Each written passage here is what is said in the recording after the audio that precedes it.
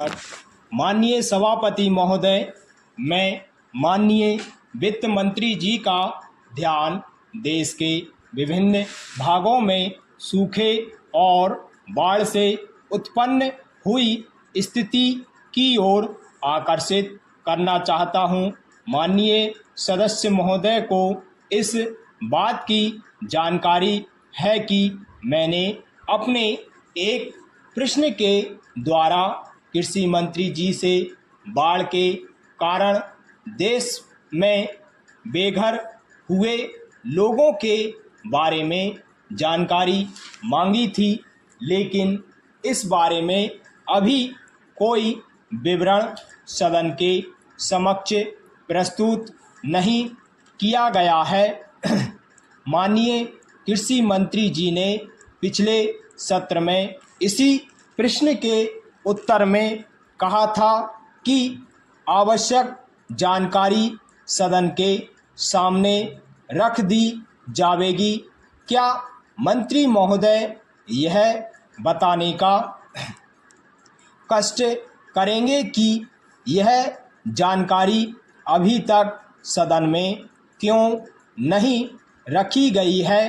क्या यह सच है कि विभिन्न राज्यों में बाढ़ और सूखे से काफ़ी दिक्कतें हुई हैं, जिससे करोड़ों रुपयों का नुकसान हुआ है? क्या यह सही है कि उन लोगों को राहत देने के लिए जितनी भी धनराशि केंद्र सरकार ने भेजी, उसको प्रभावित लोगों तक पहुंचाया जा सका?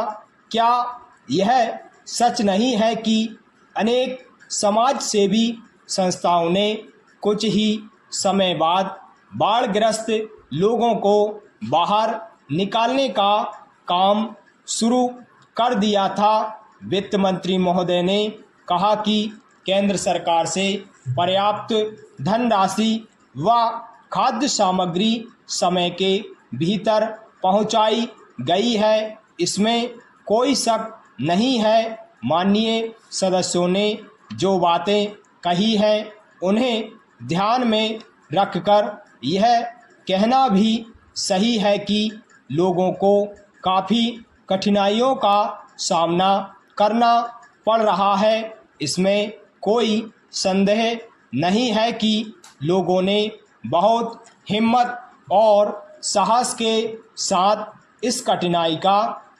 सामना किया है, लेकिन प्रश्न यह है कि जिसका सब कुछ खो चुका है, उसको फिर से बसाने के कार्य में तो उसको सहायता देना सरकार का कर्तव्य है।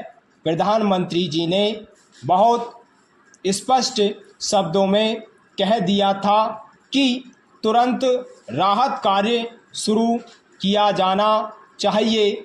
इसमें कोई संदेह नहीं है कि राहत कार्य तुरंत शुरू कर दिया गया था।